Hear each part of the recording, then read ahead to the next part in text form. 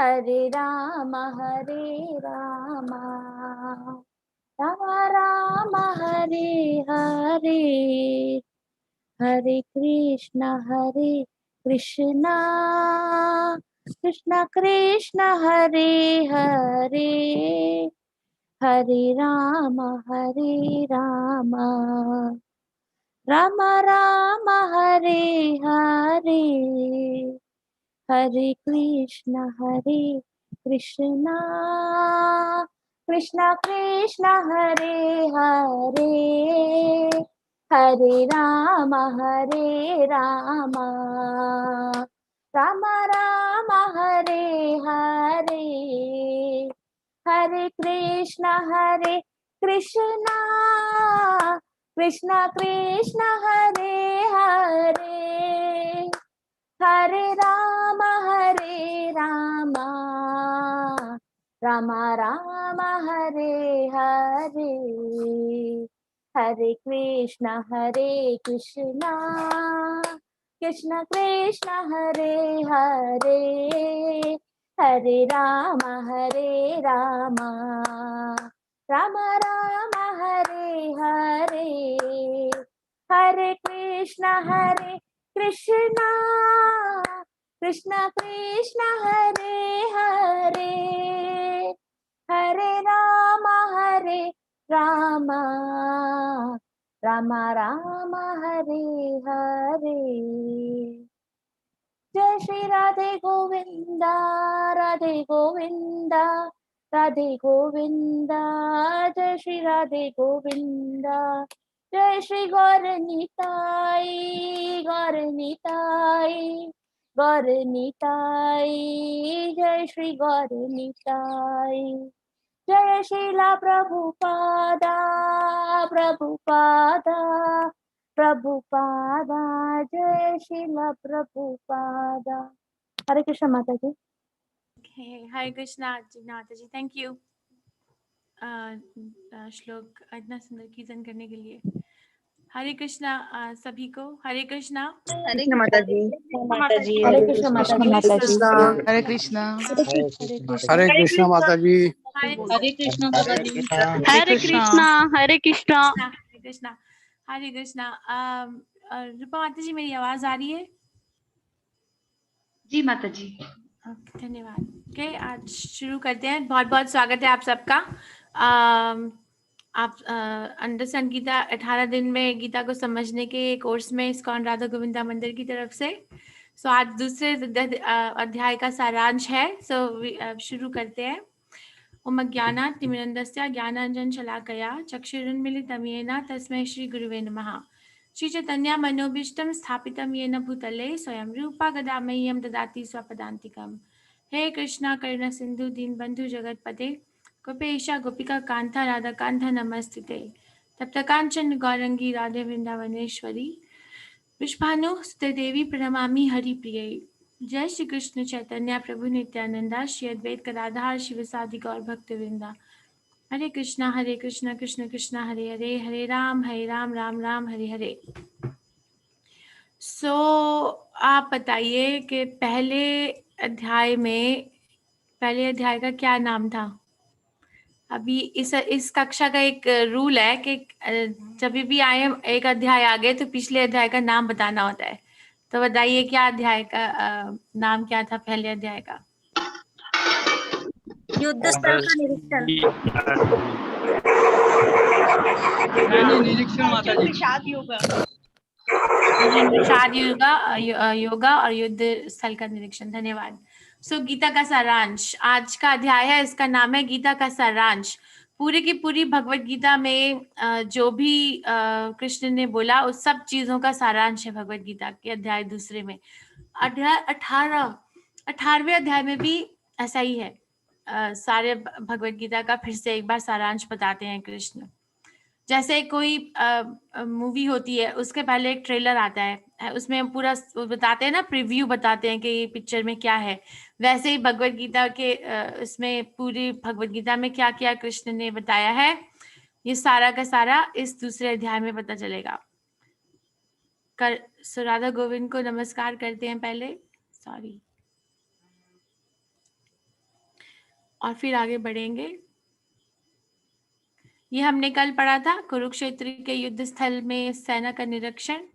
वहाँ हमने पढ़ा था कल कि धृतराष्ट्र ने क्या पूछताछ की संजय से, और दुर्योधन के भय, और फिर सबने अपने शंख बजाए, कृष्ण ने, पांडवों ने और कौरवों ने, और अर्जुन का अवलोकन के मेरा रथ जो है दोनों सेनाओं के बीच में लेके जाइए अच्युत। और फिर अर्जुन के हाथ से जो उनकी गंडीवा बाण, जो गंडीवा धनुष था वो नीचे गिर गया, फिसल गया उनके हाथ से, उनके बाण नीचे गिर गए और उनकी आंखों से आंसू निकलने लग गए, और उनके बाल जो शरीर के थे वो खड़े हो गए कि मुझे ये युद्ध नहीं करना।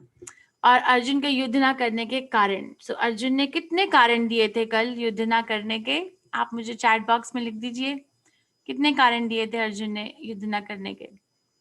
सो आज का ये समरी है भगवत गीता की शिक्षाओं का सारांश।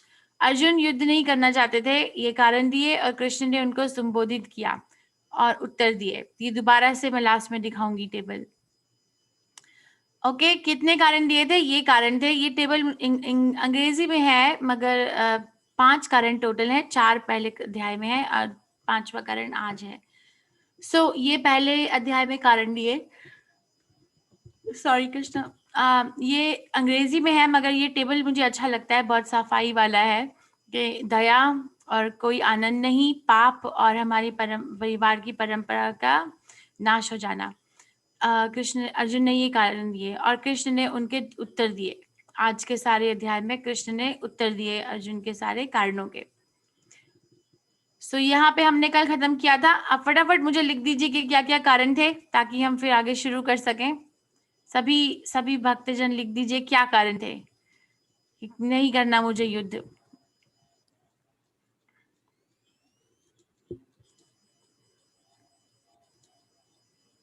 वेरी नाइस श्रिया, कारण नहीं, कारण मुझे दया, ओके, पाप परंपरा का अंत, ओके, और आनंद नहीं, वेरी गुड। आप सो दया और एक पहले अध्याय के 28वें श्लोक में कोई आनंद नहीं, पहले अध्याय के 31वें श्लोक में, और पाप पहले अध्याय के 36वें श्लोक में, और परिवार की परंपरा का विनाश पहले अध्याय के 35वें श्लोक में। सो आज देखते हैं, आज जो है दूसरे श्लोक के दूसरे अध्याय के 6ठे श्लोक में अर्जुन कृष्ण को एक और कारण देंगे, असमंजस। असमंजस को अंग्रेजी में कहते हैं इनडिसीजन। सो असमंजस के अर्जुन कहते हैं कृष्ण को कि मुझे मालूम है कि मैं क्षत्रिय हूँ और ये मेरा धर्म है कि मुझे ये युद्ध करना चाहिए। धर्म है एक क्षत्रिय का युद्ध करना, है ना। अगर वो युद्ध नहीं करेंगे तो वो क्षत्रिय केवल नाम के हो जाएंगे। तो वो कहते हैं मुझे मालूम है मगर मुझे फिर भी ये पता नहीं चल रहा है कि मुझे युद्ध करना चाहिए कि नहीं। तो असमंजस, मैं ये निर्णय नहीं ले पा रहा।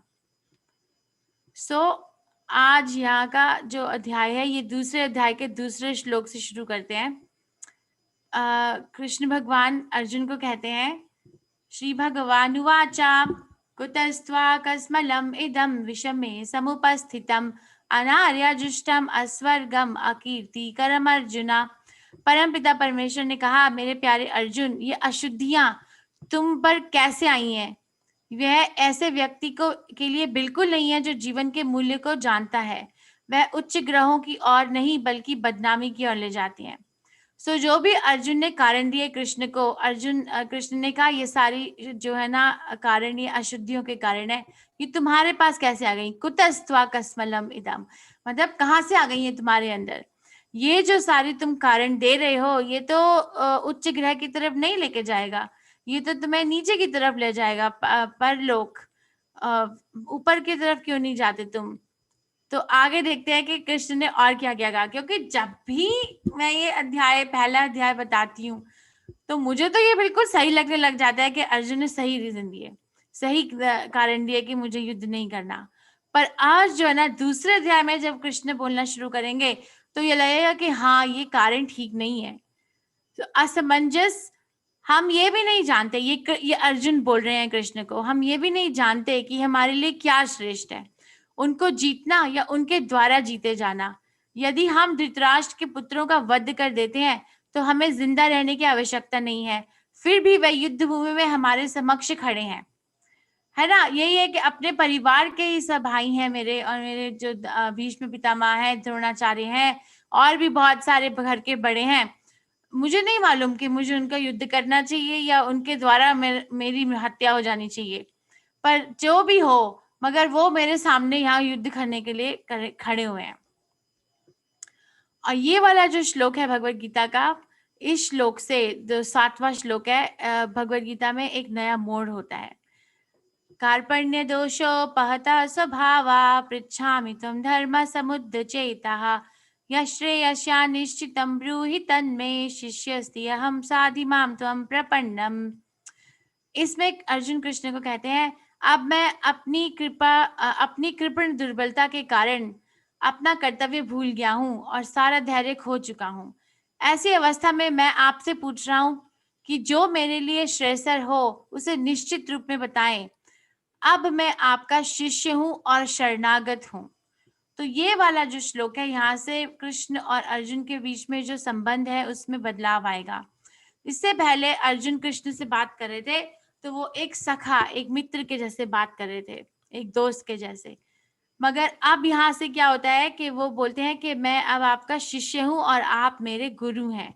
तो गुरु और शिष्य के बीच में जो भी वार्तालाप होती है वो ज्यादा सीरियस होती है, वो मजाकिया नहीं हो सकती। गुरु और शिष्य के बीच में जो बातचीत होती है, तो शिष्य को जो गुरु, एक बार ही गुरु जो मान लेते हैं, तो जो गुरु कहते हैं उसका पालन करना चाहिए।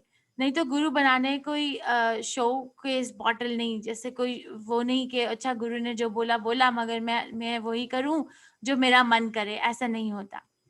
तो इस बात में ना एक ये बहुत महत्वपूर्ण श्लोक है इस अध्याय का।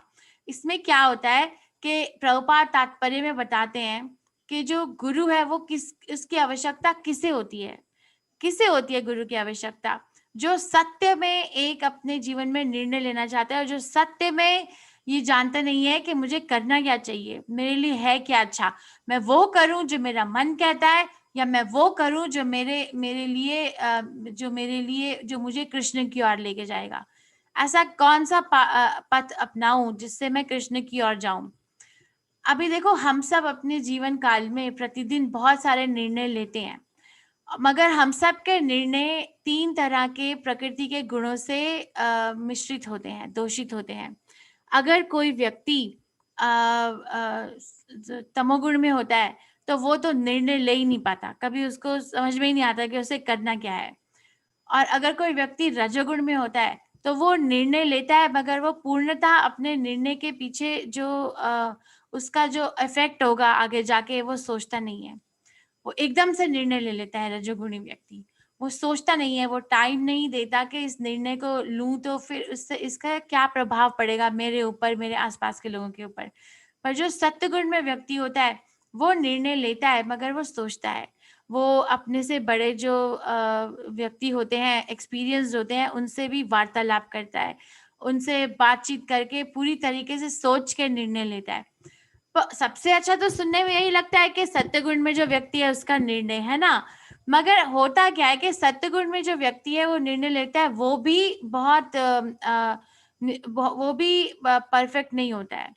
वो परफेक्ट क्यों नहीं होता है? क्योंकि वो खुद भी परफेक्ट नहीं है, और जो जिनके पास जाके वो निर्णय लेने की जो चुनाव ले रहा है या वार्तालाप कर रहे हैं, वो व्यक्ति भी परफेक्ट नहीं है। वो व्यक्ति भी शाश्वत है और वो खुद भी शाश्वत है। तो उनका एक्सपीरियंस जो है वो इसी भौतिक जगत तक रह जाता है। मगर जो व्यक्ति शुद्ध सत्व, जो व्यक्ति कृष्ण की ओर जाने के लिए तत्पर होता है, वो एक ऐसे गुरु से निर्णय लेता है जो सत्य को जानते हो, जो सत्य के बारे में जिनको ज्ञान हो अपने गुरु से। ऐसे नहीं कि एक दिन मुझे नींद में सपना आया कि मैं गुरु हूँ तो उठ के गुरु बन गए, ऐसा नहीं होता। एक परंपरा से एक ज्ञान आना चाहिए कृष्ण भावनामृत का। तो जैसे हम गुरु का रिकॉर्ड, जैसे भक्ति वेदांता प्रभुपाद, हमारे शिला प्रभुपाद हैं। शिला प्रभुपाद के गुरु कौन थे? भक्ति सिद्धांत प्रभुपाद। भक्ति सिद्धांत प्रभुपाद के गुरु कौन थे? गौर किशोरदास बाबा जी महाराज। तो ऐसे करते करते करते ब्रह्मा तक आ जाती है बात। फिर ब्रह्मा के गुरु कौन थे? कृष्ण। तो ये अल्टीमेटली कृष्ण तक पहुंच जाते हैं। तो ऐसे अगर कोई कृष्ण भावनामृत का ज्ञान लेना है तो ये चेक कर लेना चाहिए कि हम किस परंपरा के तात्पर्य का पालन कर रहे हैं। कृपया आप मुझे उपदेश दें। तो यहाँ से इन दोनों का जो रिश्ता है वो बदल गया। अब दूसरे अध्याय के दूसरे श्लोक में भगवान शब्द का भी परिभाषा बताई गई है। भगवान शब्द जो है वो पराशर मुनि ने उन्होंने बनाया था, और उस पर भगवान शब्द के पीछे ये अर्थात होता है कि जिस महान व्यक्ति में ये 6 चीजें होती हैं। सिर्फ कृष्ण में ही होती हैं ये सारी चीजें। ऐश्वर्यस्य, समग्रस्य, वीर्यस्य, यशस्य, श्रिया, ज्ञान वैराग्य शोचस्व, क्षणशा भगा इति रणा। तो सारी जो 6 चीजें हैं, ऐश्वर्य, समग्र, वीर्य, यश, श्रिय, ज्ञान और वैराग्य, ये सारी चीजें जो संपूर्ण होती हैं एक व्यक्ति में, उसे भगवान कहा जाता है। और अगर पूरे शास्त्रों का अध्ययन किया जाए तो उस ऐसे भगवान का नाम कृष्ण निकलता है। अभी देखो, ऐसा है कि कोई व्यक्ति ये बोल सकते हैं कि मैं भगवान के ऊपर क्यों विश्वास रखूं? तुम्हारे पास क्या प्रमाण है? मैं तो भगवान के ऊपर तभी विश्वास करूं जब भगवान मेरे सामने आकर खुद बोलें कि मैं भगवान हूं। मैं 19 साल से इस कान के साथ में हूं, तो मैंने तो बहुत ऐसे लोग देख लिए कि वो यही कहते हैं कि जब तक भगवान मेरे सामने आकर नहीं बोलेंगे कि मैं भगवान हूं, तब तक हम नहीं मानेंगे। बहुत बढ़िया इस व्यक्ति का ये भगवान को चैलेंज करने का ये एटीट्यूड है, मगर एक इसमें डिफेक्ट है। देखो, मुझे विश्वास है कि मैं जो देखता हूँ वह तब काम करता है जब आपकी दृष्टि ऋटिहीन रूप में परिपूर्ण हो, कोई दोष नहीं हो हमारी दृष्टि में। अच्छा, मगर अब मैं आपको एक प्रश्न पूछती हूँ। हमारी आंख के ऊपर ये पलक होती है, सबकी आंख के ऊपर पलक है ना? तो अब मुझे ऐसा व्यक्ति हाथ खड़ा करे इस कक्षा में जिसने अपनी जो आंख के ऊपर पलक है वो बिना किसी दर्पण के उपयोग से या बिना किसी कैमरे के उपयोग से ऐसे आंख उठाई और पलक देख ली, ऐसे देख पाता है।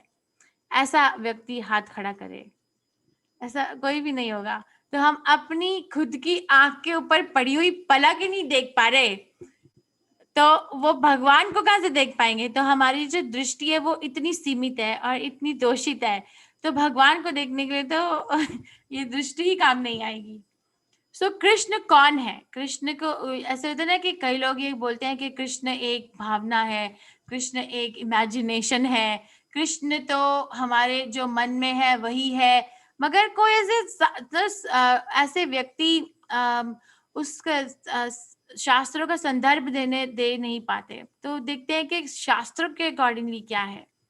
अब मैं आपसे एक और प्रश्न पूछती हूँ कि आप लोग ना एक कहीं पे सड़क में जा रहे हैं, हाईवे के ऊपर, तो आपकी दाईं तरफ ऐसा एक सीन आया, ठीक है, जो मैं आपको आपके स्क्रीन पे दिखा रही हूँ।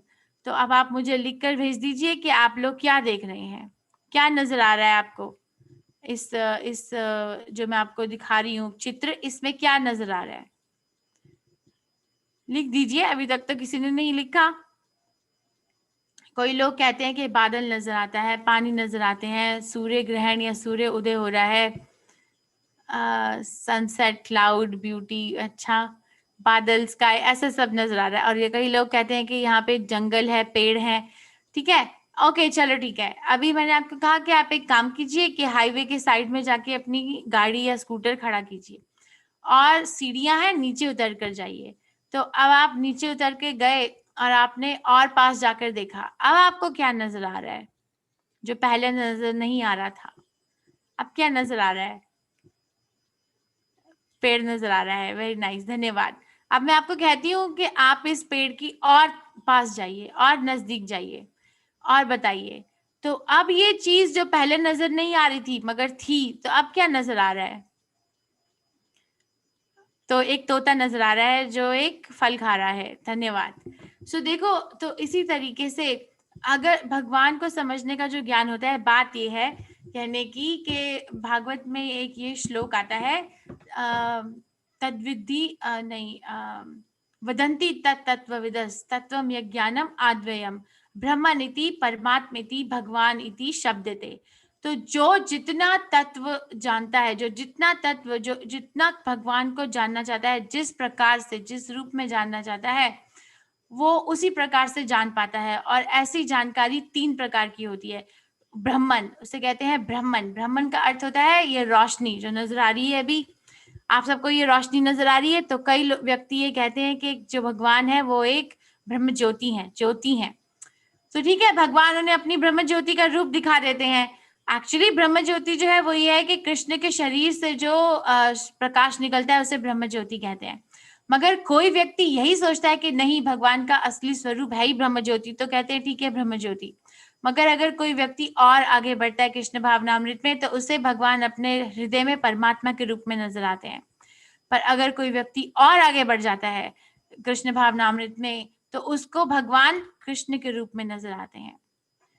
ओके, सो ब्रह्मन इति, उसे ब्रह्मन कहते हैं, परमात्मा इति, परमात्मा कहते हैं, और भगवान इति, भगवान कहते हैं। तत्व अब हम पे निर्भर करता है कि हम कितना आगे बढ़ना चाहते हैं। ओके, सो हमें इतना गर्व नहीं होना चाहिए अपनी दृष्टि पे, क्योंकि हमारी दृष्टि है बहुत सीमित। इसीलिए गुरु, साधु और शास्त्र की आवश्यकता है हर एक व्यक्ति को। अब कृष्ण का अर्जुन ने पहला जो तर्क दिया था कृष्ण को कि मुझे युद्ध नहीं करना, वो था दया, कि ये जो मेरे परिवार के लोग हैं ये मेरे दया के पात्र हैं, इनको मेरी दया चाहिए, मेरा प्रेम चाहिए, मैं उनको मेरे बाण नहीं चाहिए कृष्ण। तो कृष्ण ने अर्जुन को ज्ञान दिया आत्मा के बारे में। ये 11वें से 30 श्लोक में, दूसरे अध्याय के 11वें से 30 श्लोक में आत्मा का ज्ञान आता है, तो उसे बोलते हैं ज्ञान योग। तो मैंने उसके 2 श्लोक उठाए हैं। देहिनो अस्मिन् यथा देहे कौमारं यौवनं जरा तथा देहांतरा प्राप्तिर्धीरस्तत्र न मोह्यति। तो इसमें कहते हैं कि देहिनो अस्मिन् यथा देहे, देही मतलब होता है जो हृदय देह के अंदर रहता है, यथा देहे। इसमें कृष्ण कह रहे हैं कि इस देह, इस शरीर के अंदर एक शरीर को जानने वाला है। सो शरीर के अंदर जो शरीर को जानता है मतलब आत्मा है।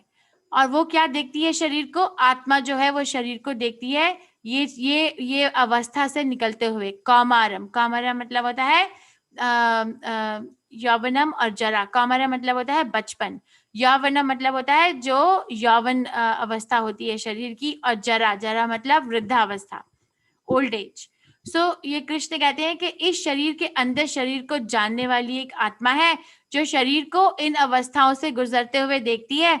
वो कौन सी अवस्थाएं हैं? कौमार अवस्था, यौवन अवस्था और जरा अवस्था। तथा मतलब होता है उसके बाद। देहा अंता, जब देह का अंत हो जाता है तो प्राप्ति, तो ये जो आत्मा होती है वो दूसरा शरीर प्राप्त कर लेती है। धीरस्तत्र न मोह्यति, जो व्यक्ति धीरा होता है वो इस प्राप्ति के और इस परिवर्तन पे मोह नहीं करता, उसको मोह नहीं होता, आश्चर्य नहीं होता। तो जिस प्रकार शरीरधारी आत्मा इस वर्तमान शरीर से बाल्यावस्था से तरुणावस्था में और फिर वृद्धावस्था में निरंतर अग्रसर होता रहता है, उसी प्रकार मृत्यु होने पर आत्मा दूसरे शरीर में चला जाता है। धीर व्यक्ति ऐसे परिवर्तन से मोह को प्राप्त नहीं होता। तो इसको कृष्ण ने कहा कि तुम जो है, तुम्हारी जो दया है वो शरीर तक सीमित है, मगर शरीर तो वैसे ही नश्वर है। तो तुम्हारी जो दया है वो आत्मा की तरफ होनी चाहिए। जैसे अब मैं एक प्रश्न पूछती हूँ। प्रभुपाद इसी अध्याय में ये उदाहरण देते हैं कि देखो, अगर कोई व्यक्ति डूब रहा है, पानी के नदी के अंदर डूब रहा है, और अगर आपको तैरना आता है, तो आप क्या बचाओगे? उस व्यक्ति की जो कपड़े हैं, जो उसकी शर्ट पहनी है, वो बचाओगे या व्यक्ति को बचाओगे? किस चीज को बचाओगे? बताओ, किस चीज को बताओ आप लोग बचाने का प्रयास करोगे? व्यक्ति को या व्यक्ति के कपड़े को? तो व्यक्ति को। सभी यही कह रहे हैं। धन्यवाद, बहुत भक्त लोग बैठे हैं इस कक्षा में, क्योंकि कई बार मुझे ये उत्तर मिलता है कि शर्ट को, व्यक्ति को बचाओगे। सो ठीक है, उसी तरह से वो कह रहे हैं कि तुम आत्मा पे क्यों नहीं फोकस करते? तुम शरीर को कहाँ बचा रहे हो? शरीर को बचाने के लिए घुसे हुए हो, मगर आत्मा पे फोकस करना चाहिए। मगर इस बात का, इस तात्पर्य का ये कदाचित अर्थ नहीं है कि हम जो है इस कृष्ण ने कहा कि शरीर तो नश्वर है, आत्मा नश्वर नहीं है, तो इसका मतलब कि हम किसी को भी मार दें क्योंकि हमने मारा थोड़ी। ऐसे तो कोई कह सकता है कि अगर कोई जानवर की हत्या कीजिए या किसी को भी कुछ नुकसान पहुंचाइए, आत्मा को थोड़ी नुकसान पहुंचा, शरीर को नुकसान पहुंचा। मगर ऐसा तात्पर्य नहीं निकालना चाहिए, क्योंकि कृष्ण जो है वो निर्भर करते हैं कि एक आत्मा एक शरीर में कब तक रहेगी। हर एक आत्मा का एक शरीर में जो निवास है वो फिक्स्ड होता है, वो पहले से ही होता है, उसका पहले से ही डिसाइडेड होता है कि इस आत्मा को इस शरीर के अंदर इतने समय तक निवास करना है। वो चाहे इंसान का शरीर हो या फिर जानवर का हो या पेड़ का हो या पशु का हो। तो हमें ऐसे जाके, अगर हम आर्टिफिशियली जाके ऊपर से जाके किसी के शरीर को नुकसान पहुंचाते हैं तो हम उसको वो पाप होता है। इसीलिए हर एक व्यक्ति का सम्मान करना चाहिए। मगर इसको इस प्रकार से समझना चाहिए, ओके, कि कृष्ण ने कहा कि तुम कह तो रहे हो कि ये सब हमारी दया के पात्र है, मगर तुम दया दे किसको रहे हो, आत्मा को क्यों नहीं देते। और एक और कृष्ण ने ये वितर्क दिया, नैनम छिद्दन्ति शस्त्राणि नैनम दहति पावकः न चैन्यम क्लेदयांति अपो न शोष्यति मारुतः।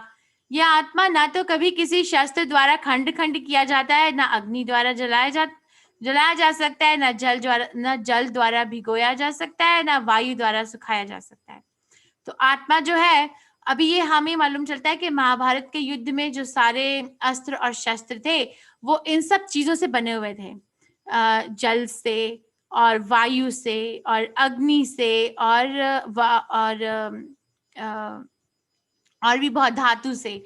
तो मगर कृष्ण कहते हैं कि ये जो तुम्हारे पास जो भी सारे अस्त्र और शस्त्र हैं, ये सारे अस्त्र शस्त्र आत्मा को नहीं छू सकते। तो आत्मा तो बिल्कुल ही नश्वर नहीं है, तो फिर तुम अपनी जो दया है वो नश्वर जो चीज है उसकी तरफ क्यों डाल रहे हो। अंततः तो वो नष्ट हो ही जाएगा, तो तुम सत्य की तरफ क्यों नहीं जाते। तो कृष्ण ने एकदम से उनकी दया का परिभाषा ही बदल दी। और दूसरा तर्क क्या दिया था अर्जुन ने कि मुझे युद्ध नहीं करना, कोई आनंद नहीं, क्योंकि हमारे जीवन काल में आनंद का अर्थ होता है किसी के साथ रहना। अकेले रहकर कोई आनंद क्या उठाएगा, कितनी देर उठा लेगा अकेले रहने से।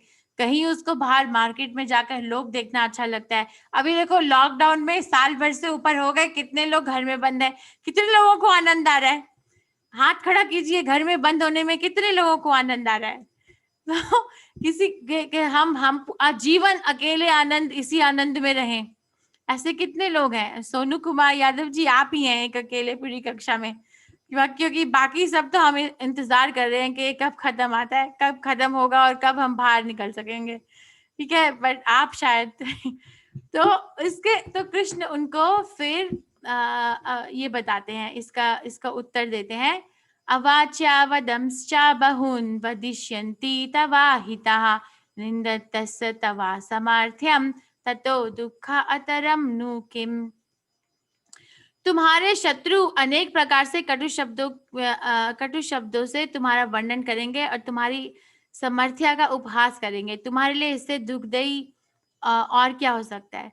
तो देखिए अर्जुन, तुम ये कहते हो कि तुम उनको नहीं मारोगे, तुम उठ के जंगल में चले जाओगे और वहां जाके तुम ध्यान करोगे और कोई युद्ध नहीं करोगे और फल खाओगे, तो ये सब तो तुम करोगे, मगर ये मत सोचो कि तुम अगर ये युद्ध स्थल छोड़ के चले गए तो जो कौरव हैं वो ये सोचेंगे कि भगवान का शुक्र है कि अर्जुन चले गए, अगर अर्जुन यहाँ पे रह जाते तो हम लोगों का तो विनाश हो जाता। वो ये नहीं सोचेंगे, वो ये सोचेंगे कि अर्जुन डर गया। और अगर तुम क्षत्रिय हो, तुम क्षत्रिय वर्ण के हो और तुम्हारे लिए असम्मान जो है वो मृत्यु से भी ज्यादा दुखदायी होता है, तो तुम अपने आप को मत भूलो।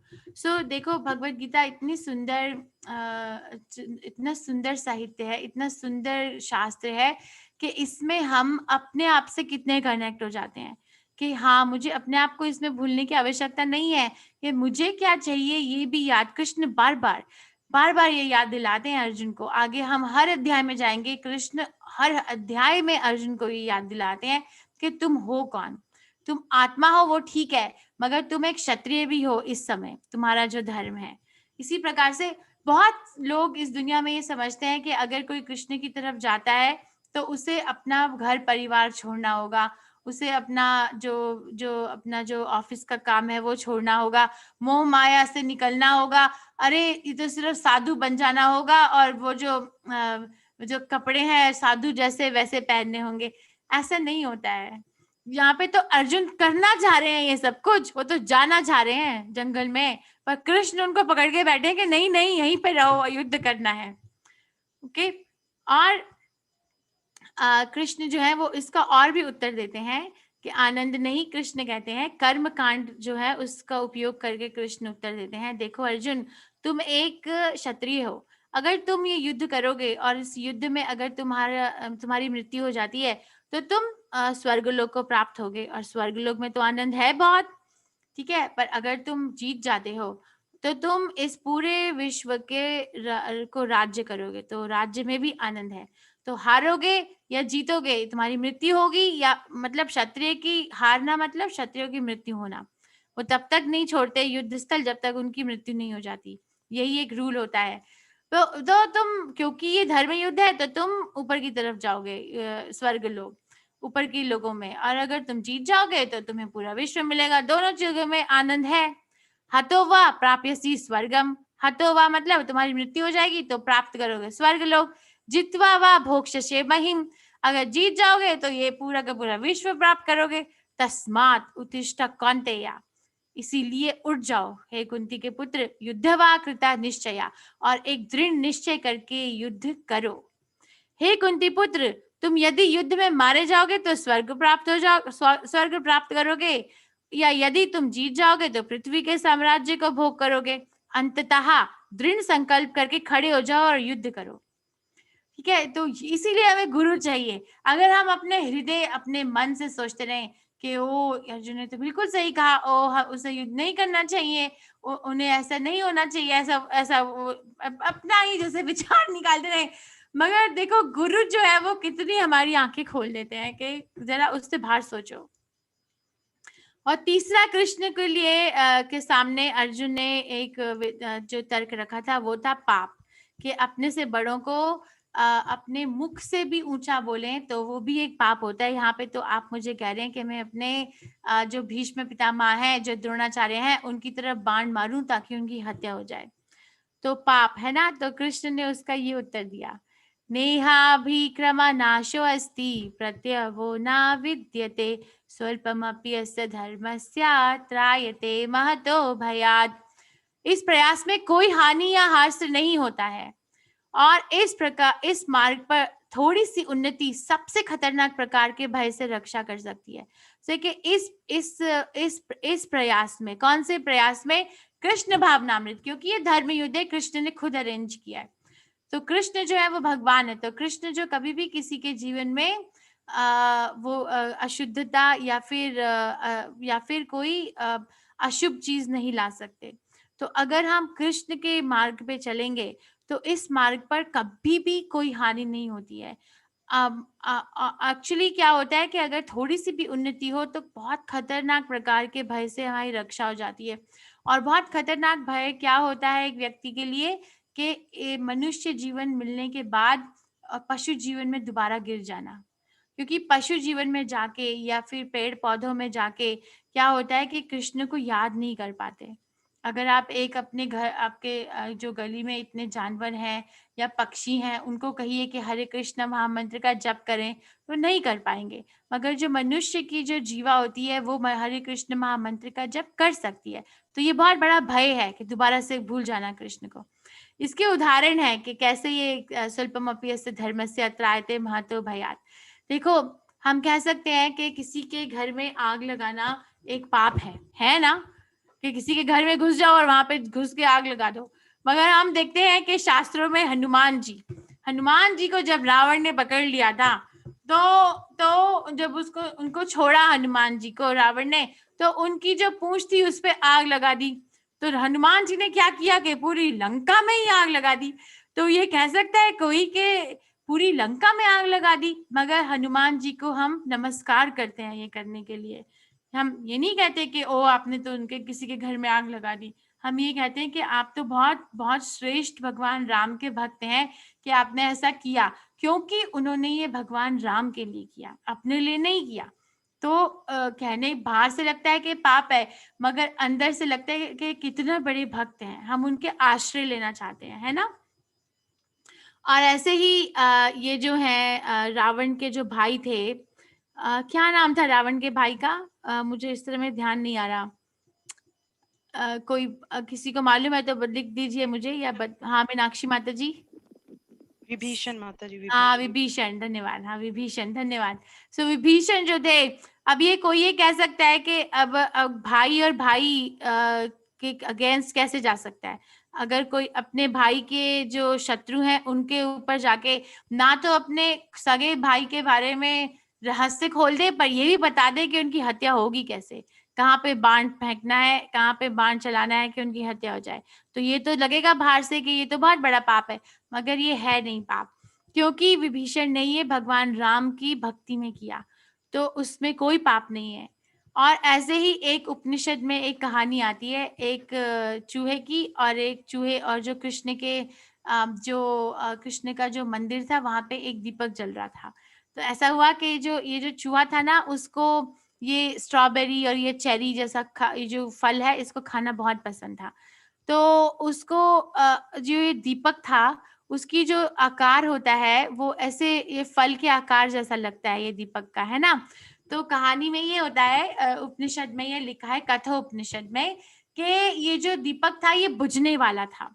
जैसे होता है ना कई बार मंदिर में हमारी जोत होती है वो एकदम एकदम बुझने वाली होती है ऐसे। तो क्या हुआ, मगर ये चूहा कैसे भी करके वहां पे पहुंच गया और उसने देखा कि ओ ये तो फल है। उसे तो ये लगा कि ये फल है, तो क्या उसको वो फल खाने के लिए उसने उस दीपक के अंदर छलांग मार दी, और छलांग मार के क्या हुआ, वो दीपक जो है ना वो फिर से जलने लग गया, मगर जो चूहा था वो जल के भस्म हो गया। तो जो कृष्ण है उन्होंने ये ले लिया कि इस जीव ने अपने प्राण त्याग दिए मेरे दीपक को अग्नि देने के लिए, तो उसको कृष्ण ने मुक्ति दे दी। ऐसा उसने तो किया भी नहीं जानते हुए कि कृष्ण की तरफ कुछ करना है, मगर कृष्ण ने ऐसा सोचा और कृष्ण ने उनको मुक्ति दे दी। तो कृष्ण इतने कोमल हृदय के हैं, तो वो तो देखते रहते हैं कि हमें कैसे उनकी तरफ लेके जाना है, इस आत्मा को कैसे लाना है। और चौथा जो तर्क दिया था अर्जुन ने वो था कि परिवार की परंपरा का विनाश। परिवार की परंपरा का विनाश का जो उत्तर है वो कल के अध्याय में आता है, 30वें अध्याय के 24वें श्लोक में। यदि मैंने निर्धारित कर्तव्यों का पालन नहीं किया तो ये सभी संसार नष्ट हो जाएंगे, मैं अवांछित आबादी पैदा करने का कारण बनूंगा और मैं सभी जीवित प्राणियों की शांति को नष्ट कर दूंगा। तो वो कहते हैं कि वर्ण शंकर, अर्जुन ने कहा था ना कि वर्ण शंकर उत्पन्न हो जाएगा अगर हम अपने घर के बड़ों का वध कर देंगे तो मगर कृष्ण यहाँ कहते हैं कि वर्ण शंकर तब नहीं उत्पन्न होगा, वर्ण शंकर उत्पन्न होंगे अगर हम अपने निर्धारित कर्तव्यों का पालन नहीं करें। तो अगर जैसे क्षत्रिय पालन धर्म का पालन तुम नहीं करोगे तो वर्ण शंकर उत्पन्न होंगे। और इसका उदाहरण हमारे सामने है भी। महाराज युधिष्ठिर ने इतना सुंदर राज्य किया कि कोई भी किसी भी भक्त को, किसी भी प्रजा को कभी कोई कभी होती थी ना, सभी बहुत सुख से रहते थे। ओके, और अंततः आज के अध्याय में अर्जुन ने क्या दिया था, क्या दिया था तर्क के मुझे युद्ध नहीं करना, असमंजस, इनडिसीजन। 6ठे श्लोक में ये दिया था ना कि मैं जानता हूं कि मैं एक क्षत्रिय हूं, मगर मैं फिर भी असमंजस हो रहा हूं इस समय कि मुझे करना क्या चाहिए। सो कृष्ण ने उसका उत्तर इससे दिया। ये बहुत अच्छा श्लोक है, ये श्लोक मुझे बहुत अच्छा लगता है। व्यवसात्मिका बुद्धिर एके हे कुरु नंदना बहुशाखा ही अनंतश्चा बोध्यायो अव्यवसायी नाम। सो कृष्ण कहते हैं कि व्यवसात्मिका बुद्धि एके हे कुरु नंदना। व्यवसात्मिका बुद्धि का अर्थ होता है कि अगर ऐसी बुद्धि जिसका जो लक्ष्य है वो एक है। व्यवसात्मिका बुद्धि एक एकाग्रित बुद्धि होती है। ऐसा नहीं कि बहुशाखा ही अनंतशा, ऐसा नहीं कि अपनी बुद्धि को तुमने बहुत शाखाओं में बांट रखा है कि मुझे ये भी चाहिए, मुझे मुझे ये युद्ध भी चाहिए, मुझे राज्य भी चाहिए, मुझे भीष्म पितामह भी चाहिए, मुझे दुर्योधन भी चाहिए, मुझे सब चाहिए। भी तो बहुशाखा, बहुत सारी चीजें चाहिए ना। तो बोध्यायो अव्यवसायितम, इसीलिए तुम कोई निर्णय नहीं ले पा रहे क्योंकि तुमने अपनी बुद्धि को इतनी शाखाओं में बांट दिया है। तो व्यवसात्मिका बुद्धि हो जाओ अर्जुन। और अर्जुन ऐसे थे भी। अर्जुन जब द्रोणाचार्य से कला सीखते थे बाण फेंकने की, तो एक बारी की ये बात है कि एक अर्जुन को द्रोणाचार्य ने पूछा, एक जब उन्होंने कहा, उन्हें एक टारगेट दिया कि तुम इस पक्षी के आंख में ये धनुष मारो।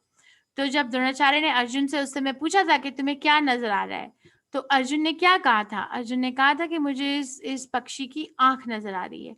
मतलब वो एकदम फोकस, एकदम एकाग्रित होकर अपने लक्ष्य की तरफ लगे हुए थे।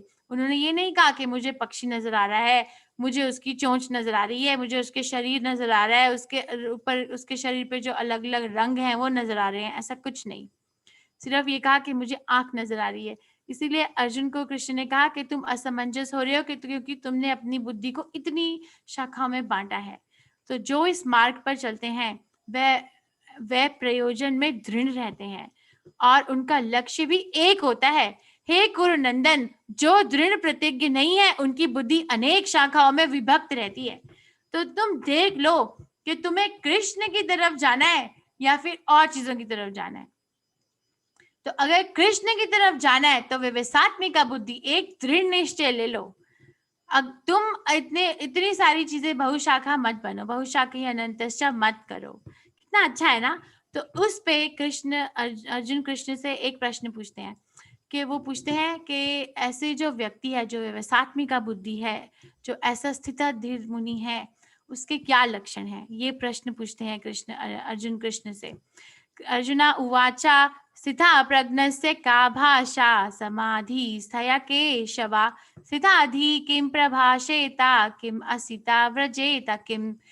तो ये पूछते हैं, अर्जुन ने कहा, हे कृष्ण, जिसकी चेतना इस प्रकार परात्परता में विलीन हो जाती है, उसके लक्षण क्या हैं? वह कैसे बोलता है, उसकी भाषा क्या है, वह कैसे बैठता है और वह कैसे चलता है।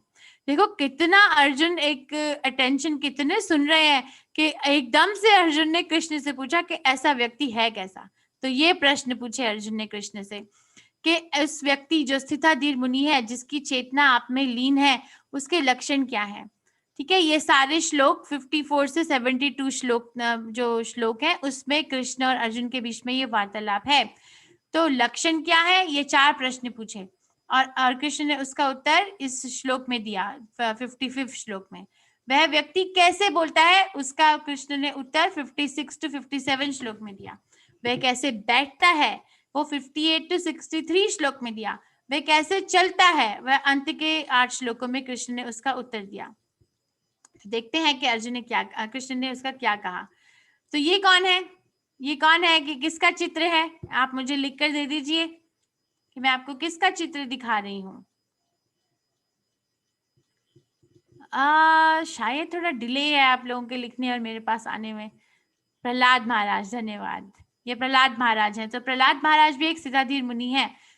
उनके खुद के पिता ही उनके शत्रु बन गए क्योंकि प्रहलाद महाराज भगवान कृष्ण को भगवान मानते थे और हिरण्यकशिपु को नहीं मानते थे, अपने पिता को नहीं मानते थे। तो उनके खुद के पिता ने ही उनके जीवन काल में, माय गॉड, कितनी उनकी तरफ कष्ट पहुंचाने का प्रयास किया। जहरीले सांपों के बीच में फेंक दिया। ऐसे भयंकर व्यक्ति और भयंकर अस्त्र शस्त्रों से उनके कोमल शरीर के ऊपर कष्ट पहुंचाने का प्रयास किया। पहाड़ के नीचे से गिरा दिया और बहुत बड़े बड़े जो हाथी थे उनके सामने गिरा दिया और गरम जो आग है उसमें बिठा दिया, सिर्फ इसलिए। मगर हम ये पढ़ते हैं 7वें स्कंद में श्रीमद् भागवतम के कि प्रहलाद महाराज कभी भी हिले नहीं, अपने तस से मस नहीं हुए अपने से, और उनको कुछ फर्क भी नहीं पड़ा। श्रीला प्रभुपाद भी स्थिताधीर मुनि है, क्योंकि अगर श्रीला प्रभुपाद स्थिताधीर मुनि नहीं होते तो कृष्ण भावनामृत संगठन का निर्माण नहीं हो पाता। श्रीला प्रभुपाद ने बहुत कठिनाइयां उठाई। श्रीला प्रभुपाद कहते हैं कि मैंने बहुत प्रयास किया कि मैं भारत से कृष्ण भावनामृत संगठन का शुरुआत करूं। मैंने बहुत व्यक्तियों के पास जाके अनिवार्य किया कि कृपया अनुरोध किया कि आप कृपया करके मुझे अपना एक पुत्र दे दीजिए जिसे मैं वैदिक शास्त्रों में परिपूर्ण करूं और कृष्ण का भक्त बना सकूं। तो प्रभुपाद कहते हैं कि मैं जहां भी गया भारत देश में, वहां सब ने मुझे यही कहा कि स्वामी जी टेक्नोलॉजी का जमाना है, ये आप पहले के ये साहित्य और ये शास्त्र कहाँ से लेकर आ रहे हैं, आजकल के जीवन में टेक्नोलॉजी चाहिए। तो प्रभुपाद ने कहा कि भारत में सब जो है पाश्चात्य देशों को कॉपी करने में लगे थे, तो मैं जो भारत का जो सबसे सुंदर चीज है, जो भारत की जो परंपरा है, उसको ही मैं पाश्चात्य देशों में ले गया, और वहां पे मैं पाश्चात्य देशों जो लोग थे, जो वेस्टर्न जो लोग थे, उनको मैंने कृष्ण भावनामृत में डाला और मैं उनको वापस भारत लेके आया। तुम लोगों को पाश्चात्य देश को नकल लगाने की आदत है, तो अब तुम इनकी नकल लगाओ, अब करो कृष्ण भावनामृत, देखो। तो प्रभुपाद भी सिद्धाधीर मुनि है, ऐसा किसी ने नहीं किया। हम पूरे साहित्य आप कहीं भी पढ़ लीजिए, ऐसा किसी ने नहीं किया होगा जो प्रभुपाद ने किया। सिद्धाधीर मुनि के लक्षण क्या है, कृष्ण ने उसका उत्तर ये दिया। श्री भगवानुवाचा प्रजाहति यदा कामान सर्व पार्था मनोगतान आत्मनि एवात्मना तुष्टा स्थिता प्रज्ञस्तदोच्यते। श्री भगवान ने कहा, हे पार्थ, जब मनुष्य मनोधर्म से उत्पन्न होने वाली इंद्र तृप्तियों की समस्त कामनाओं का परित्याग कर देता है और जब इस तरह से विशुद्ध हुआ उसका मन आत्मा में संतोष प्राप्त करता है, तो वह विशुद्ध दिव्य चेतना को प्राप्त स्थित प्रज्ञ कहा जाता है। तो जिसका मन जो है वो सिर्फ अपनी आत्मा में सुख पाता है, इंद्र तृप्तियों में नहीं, ऐसा व्यक्ति स्थिताधीर मुनि कहलाता है। और आत्मा में सिर्फ तभी सुख मिल सकता है जब आत्मा परमात्मा की भक्ति में लीन होती है, जब वो अपने जो काम है वो सारे कार्य कृष्ण के लिए करती है। अदरवाइज कोई है ही नहीं, कोई हो ही नहीं सकता कि कोई सिद्धाधीर मुनि कहलाए। और अर्जुन ने दूसरा क्या प्रश्न पूछा था कि ऐसा सिद्धाधीर मुनि कैसे बोलते हैं, उनकी भाषा क्या होती है। तो कृष्ण ने उसका उत्तर ये दिया कि दुख वेशवणु विद्मग्नः सुखेषु विगतास्परः वीतरागा भया क्रोधा सिद्धाधीर मुनियुच्यते। जो त्रय पापों के होने पर भी मन में विचलित नहीं होता अथवा सुख में प्रसन्न नहीं होता और जो आसक्ति भय तथा क्रोध से मुक्त है, वह स्थिर वाला मुनि कहलाता है। ऐसा व्यक्ति, उसकी भाषा कैसी है कि ऐसा नहीं कि जब वो सुखी है तो उसकी भाषा वो किसी और तरह से बोलता है और जब दुखी है तो किसी और तरह से बोलता है। हम ऐसा करते हैं ना, मगर सिद्धाधीर मुनि जो है वो विचलित नहीं होता, वो हमेशा कृष्ण के प्रचार, कृष्ण भावनामृत के प्रचार में लगा रहता है। उसे ये फर्क ही नहीं पड़ता कि बाहर होता क्या है। और प्रभुपाद के जीवन काल से हम ये देखते हैं, प्रभुपाद को 2 दिल के दौरे पड़े थे उस कार्गो शिप के ऊपर, जब उन्होंने 28 दिन तक समुद्र के वो पार कर रहे थे आने के लिए अपने गुरु के आदेश पर पाश्चात्य देश में। मगर प्रभुपाद उसी शिप में बैठ के वापस भारत भी जा सकते थे, मगर फिर भी उन्होंने ऐसा किया कि नहीं, मुझे अपने गुरु के आदेश का पालन करना है। फिर भी उन्होंने सारी कठिनाइयां उठाई, तो उनकी जो भाषा है वो बदली नहीं। तो अर्जुन ने और क्या प्रश्न पूछा था कि ऐसा व्यक्ति स्थिताधीर मुनि इस जगत में कैसे बैठते हैं। क्या वो हम सबकी तरह बैठते हैं इस जगत में, जहाँ पे हम अपने दोनों हाथों से बहुत सारी चीजें समेटने में लगे रहते हैं, दे दो धनम देही, जन्म देही, रूपवती भार्या देही, ये देही, पुत्र देही, ये देही, वो देही। क्या ऐसे बैठते हैं इस जगत में, या ऐसा व्यक्ति जो सिद्धाधीर मुनि है वो इस जगत में बैठता कैसे होता है। तो कृष्ण ने उसका उत्तर ये दिया, यदा संहरते चायम कुर्मो अंगा विनाश सर्वसहा इंद्रियाणि इंद्रियार्थेभ्यस् तस्या प्रज्ञा प्रतिष्ठितः। जो त्रय तापों के होने पर भी मन से विचलित नहीं होता अथवा सुख में प्रसन्न नहीं होता और आसक्ति भय नहीं, ये गलत है। मैं क्षमा चाहती हूँ, ये पहले वाले श्लोक का तात्पर्य है, मुझे ठीक करना चाहिए था। इसका अर्थ ये है कि ऐसा व्यक्ति इस जगत में ऐसे बैठता है जैसे एक कुर्म बैठता है। कुर्म टर्टल होता है ना, वो कैसे बैठता है, अपने हमेशा जो शेल है, अपने जो हमेशा जो कवच है उसके अंदर रहता है, मगर अगर उसको किसी चीज की आवश्यकता होती है तो वो बाहर निकलता है और फटाफट से जो चीज की आवश्यकता है उसको लेता है, फिर वापिस अपने शेल में, अपने जो कवच है उसमें चला जाता है। तो इसी प्रकार से ऐसा स्थिताधीर मुनि इस जगत में बैठता है मगर इस जगत में वो सिर्फ इसीलिए बैठता है ताकि वो कृष्ण भावनामृत का प्रचार कर सके। जिसकी तरफ उसकी दृष्टि पड़े वो कृष्ण भावनामृत से वो व्यक्ति लीन हो जाए, तो वो ऐसे बैठता है। और जब वो हो जाता है उनका काम, तो ऐसा व्यक्ति अपनी इंद्रियों को दोबारा से अपने अंदर ले जाता है, बाहर लेके आता है कृष्ण की सेवा करने के लिए, और जब काम हो जाता है तो वापिस आ जाता है। हमारे जैसे नहीं कि हम देखते रहें कि आंख यहाँ पे कौन सी चीज बहुत अच्छी है, कौन सी सुगंध बहुत अच्छी है, हमारे जैसे लीन नहीं होता। उसका उद्देश्य एक फिक्स रहता है। और ऐसा व्यक्ति चलता कैसे है इस विश्व में, इस विश्व में उसकी चाल कैसी होती है? क्या ऐसी होती है कि उनको अपने इंद्रियों की तो तृप्ति करनी होती है, इसीलिए वो एक जगह से दूसरी जगह चलते हैं, या फिर वो कैसे चलता है? तो अर्जुन ने ये प्रश्न किया, तो कृष्ण ने उसका ये उत्तर दिया, राग द्वेषा विमुक्तस्तु विषयान इंद्रियश्चरन् आत्मा वश्यैर विधये आत्मा प्रसादम अधिगच्छति। किंतु समस्त राग तथा द्वेष से मुक्त एवं अपने इंद्रियों को संयम द्वारा वश में करने में समर्थ व्यक्ति भगवान की पूर्ण कृपा प्राप्त कर सकता है। तो वो ऐसा स्थितधीर मुनि इस विश्व में ऐसे नहीं चलता। देखो हम सब कितना चलते हैं अपने जीवन काल में, एक जगह से दूसरी जगह पैरों के द्वारा कितना कहाँ कहाँ जाते हैं, कभी एक देश में, कभी दूसरी देश में, कभी एक जगह, कभी दूसरी जगह, कभी ऑफिस जाना, कभी मार्केट जाना, कभी घर किसी के घर जाना, कभी किसी पार्टी में, कहाँ कहाँ हमें हमारे पैर नहीं लेके जाते हैं ना। मगर हम जहाँ भी जाते हैं वहाँ हमारा उद्देश्य क्या होता है कि हमारी इंद्रियों की तृप्ति कैसे हो, मुझे मेरे जीवन का ये लक्ष्य जो मेरी तृप्ति है वो कैसे हो। मगर जो स्थितधीर मुनि होता है वो इंद्रियों को संयम में रखकर द्वारा वश में करता है और अपने पैरों द्वारा इस जगत में चलता है ताकि वो कृष्ण का भावनामृत ले सके, कृष्ण भावनामृत को हर जगह ले जा सके। वो अपनी इंद्रियों की तृप्ति नहीं कर रहा होता। हम देखते हैं जीवन काल में प्रभुपाद के पूरे जीवन काल में प्रभुपाद ने इतनी जगह पूरे विश्व में गए, मगर एक बार भी ऐसा नहीं है कि प्रभुपाद ने कहा कि आज मैं थक गया हूँ, आज मुझे जरा है ना सैर सपाटे के लिए लेके जाओ, आज मुझे चलो न्यूयॉर्क के ये स्टैच्यू ऑफ लिबर्टी दिखाओ, या फिर आज मुझे ये लंदन का ब्रिज दिखाओ। ऐसा कभी भी नहीं, हम कभी नहीं पढ़ते। प्रभुपाद का उद्देश्य इतना ज्यादा उनका उद्देश्य अपने निश्चय में थे।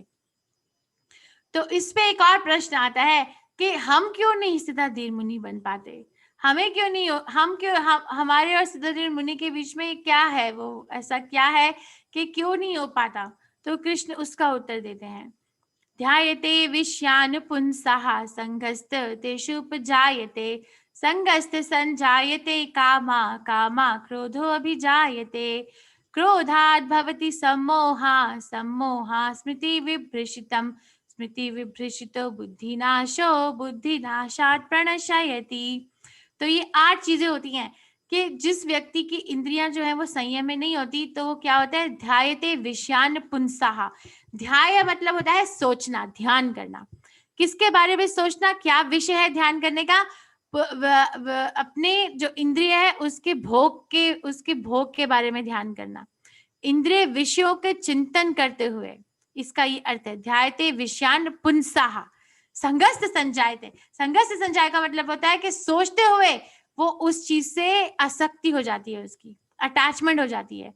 और अटैचमेंट मैं ये समझाने के बाद ये पेंटिंग समझाऊंगी कि इस कैसे ये श्लोक से ये पेंटिंग जो चित्र है ये इससे इसका उदाहरण है। तो पहले क्या होता है कि ध्यान होता है ऐसे व्यक्ति को कि मुझे अपने इंद्रियों की तृप्ति कैसे करनी है, और ध्यान करते करते आसक्ति हो जाती है ऐसी चीज से, और आसक्ति से काम की उपज होती है, वो काम उत्पन्न होता है। पहले ध्यायते विषयान पुंसः, फिर संगस्त संजायते कामा। काम उत्पन्न होने पर अगर काम जो है वो कभी भी सेटिस्फाई होता ही नहीं है तो कामा क्रोध भी जायते, तो फिर काम जो है उसकी अगर वो सेटिस्फाइड नहीं होता तो क्रोध प्रकट होता है। और जो काम शब्द है उसको शास्त्रों में ऐसे समझाया गया है। चैतन्य चैतामृत में कृष्णदास कविराज गोस्वामी बताते हैं, आत्म इंद्रिय तृप्ति वांछा तारो नाम काम। इस काम शब्द का अर्थ होता है कि कोई भी ऐसा कार्य करना जिससे अपने इंद्रियों की तृप्ति हो सके। आत्म इंद्रिय तृप्ति वांछा तारो नाम काम। अच्छा, और फिर प्रेम का क्या डेफिनेशन है, प्रेम की परिभाषा क्या है? कृष्ण इंद्रिय तृप्ति वांछा तारो नाम प्रेम। मगर कृष्ण की जो इंद्रियों की तृप्ति के लिए अगर कोई आत्मा काम करती है उसे प्रेम कहा जाता है। तो काम का अर्थ ये नहीं होता कि एक स्त्री और पुरुष का यूनियन हो जाए, नहीं। इसको कृष्णदास कविराज गोस्वामी बताते हैं कि कोई भी कार्य करना जिससे हम अपनी तृप्तियों की वांछा पूरी करने की इच्छा रखें, जैसे फॉर एग्जाम्पल, उदाहरण के तौर पे मेरे घर के पास एक चाट की दुकान खुल गई। अब मैं ये सोचूं कि मैं कब जाऊं, लॉकडाउन कब उठे, वो दुकान कब खुले, और मैं कब जाऊं, और मैं ना ऑनलाइन गूगल कर पे जाके ये देखूं कि वहां क्या क्या चाट, कैसी कैसी चाट मिल रही है, क्या क्या आएगा, तो वो भी एक काम ही है, क्योंकि वहां कृष्ण के लिए कुछ नहीं है। ठीक है, तो क्या हुआ यहाँ पे, कृष्ण इंद्रियों के विषयों का चिंतन है, चिंतन से आसक्ति है, आसक्ति से काम है, और काम जो है वो कभी भी संतुष्ट नहीं होता, तो क्रोध है। अब क्रोध के बाद क्या होता है, क्रोधात भवति सम्मोहा, क्रोधात जो क्रोध है उससे भ्रम उत्पन्न हो जाता है। सम्मोहा स्मृति विभ्रष्टितम, सो जो भ्रम है उससे स्मृति जो है वो हतप्रभ हो जाती है, उसका वो विनाश हो जाता है, स्मृति का खूब भूल जाते हैं कि हम कौन है। स्मृति विभ्रष्टितो बुद्धिनाशो, जब स्मृति जो है वो खत्म हो जाती है तो बुद्धि का भी नाश हो जाता है।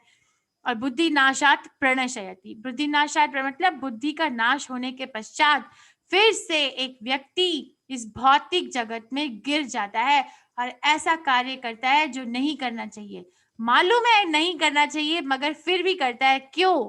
देखो, इसका उदाहरण इस चित्र में है। अगर एक युवावस्था व्यक्ति ने एक स्त्री को देखा, या स्त्री ने पुरुष को देखा, तो देखा ध्यायते विषयान पुंसा, ना देखा अटैचमेंट, मतलब ये ध्यान हुआ कि ओहो मुझे तो इनके साथ होना चाहिए, तो फिर उससे आसक्ति हो गई उत्पन्न, अटैचमेंट, कि हाँ हमें एक दूसरे के साथ होना चाहिए। फिर क्या होता है, अकाम, मतलब हाँ हमें विवाह कर लेना चाहिए। तो विवाह के बाद जो विवाह तो कर लेते हैं कि हाँ तुम बहुत अच्छे और हम बहुत अच्छे, मगर होता क्या है, उसके बाद में झगड़े शुरू हो जाते हैं। ऐसे व्यक्ति जो एक दूसरे को जानते ही नहीं थे अपने जीवन में, वो एक दूसरे में आसक्ति होने के बाद जो है वो विवाह करते हैं, उसके बाद में झगड़ा करते हैं। क्यों होता है झगड़ा? प्रभुपाद इसका मतलब समझाते हैं, क्योंकि उस विवाह में बीच में कृष्ण थे ही नहीं। वो उसमें क्या था कि जो पुरुष था वो अपनी इंद्रियों का भोग करना चाह रहे थे, और जो स्त्री थी वो अपनी इंद्रियों का भोग करना चाह रहे थे। अब काम जो होता है वो कभी भी संतुष्ट नहीं होता। वो उसमें कृष्ण, उसमें भी चैतन्य चैतामृत में एक भक्त ने एक भजन बोला है कि कामाधीनाम कठिन कलित पलित दुर्निदेशा तेषाम जता मई ना करुणा ना कृपा नो पशांति। तो ना कामाधीनाम कठिन कलित पलित दुर्निदेशा, हे कृष्ण, हे चैतन्य महाप्रभु, मेरा पूरा जीवन निकल गया, मैं अपने इंद्रियों की भोग करने में लगाऊं, या मैं अपने परिवार के जनों की इंद्रियों का भोग करने में लगाऊं। आज मैं कहता हूं कि मुझे थोड़ा रेस्ट करने दो, थोड़ी आराम करने दो, पर वो लोग मुझे क्या कहते हैं, ना कृपा नो पशांति तेषाम जतामयी ना करुणा, कोई उन्हें मेरे ऊपर करुणा नहीं है, ना कृपा, कोई मेरे को कोई धन्यवाद भी नहीं कहता, नो पशांति, ना ही किसी को शांति है, पूरा जीवन निकल गया।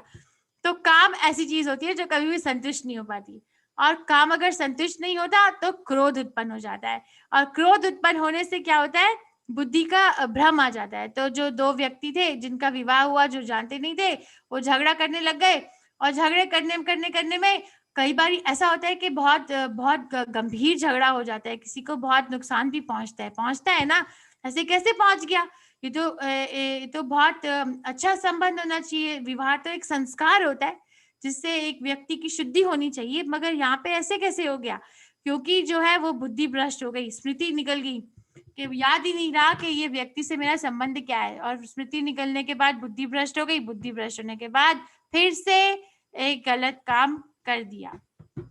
तो ये है, कोई अगर साइकोलॉजी का स्टूडेंट है तो इन आठ जो ये चीजें हैं इन पे रिसर्च कर सकता है कि हम पहले अपने चीज जो इंद्रियों की वस्तु है भोग की, उससे आसक्ति, उससे ध्यान करते हैं, विष्ठ्याते विषयान पुंसा, ध्यान करने से आसक्ति हो जाती है, आसक्ति से काम उत्पन्न होता है, काम अगर संतुष्ट नहीं हो तो क्रोध उत्पन्न होता है, क्रोध से सम्मोह हो जाता है, सम्मोह से स्मरण शक्ति जो है वो की क्षति, वो एकदम खत्म हो जाती है स्मृति, और स्मृति खत्म होने से बुद्धि की हानि होती है, और बुद्धि की हानि होने से फिर से गलत काम होता है, फिर पतन हो जाता है। ठीक है, तो आज हमने ये पढ़ा, ये इतना अच्छा अध्याय है कि अर्जुन ने कहा कि मुझे युद्ध नहीं करना। अर्जुन ने कहा दया, ये मेरा परिवार मेरे दया के पात्र है, मेरे युद्ध का नहीं। कृष्ण ने कहा कि तुम दया जो है तुम आत्मा पे करो ना, शरीर पे क्यों कर रहे हो। तो वो 11 से 30वें श्लोक में कृष्ण ने कहा, आत्मा का ज्ञान दिया। मगर मैंने आपको बता दिया कि कृष्ण ने ये नहीं कहा कि अगर कोई व्यक्ति आत्मा है शरीर नहीं, इसका मतलब ये नहीं है कि जाके किसी के शरीर को हानि पहुंचाई जाए, नहीं।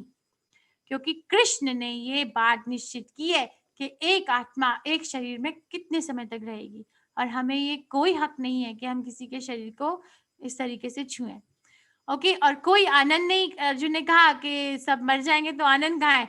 कृष्ण ने कहा आनंद ही आनंद है, ये तुम अगर तुम्हारी हत्या होगी तो स्वर्ग में जाओगे, और अगर तुम जीतोगे तो पूरे विश्व का राज्य करोगे। ये कर्म कांड है। तो ये 31 to 37 श्लोक में अर्जुन ने कहा मैं युद्ध नहीं करूंगा क्योंकि ये पाप है। अपने से बड़े लोगों को अपने से बड़े जो घर के हैं उनकी तरफ बाण डालना ये पाप है। तो कृष्ण ने क्या कहा, स्वल्पमपि अस्य धर्मस्य त्रायते महतो भयात्। इस पथ में अगर तुम जरा सा भी आगे बढ़ोगे, उन्नति करोगे, तो तुम बहुत बड़े भय से भय से बच जाओगे।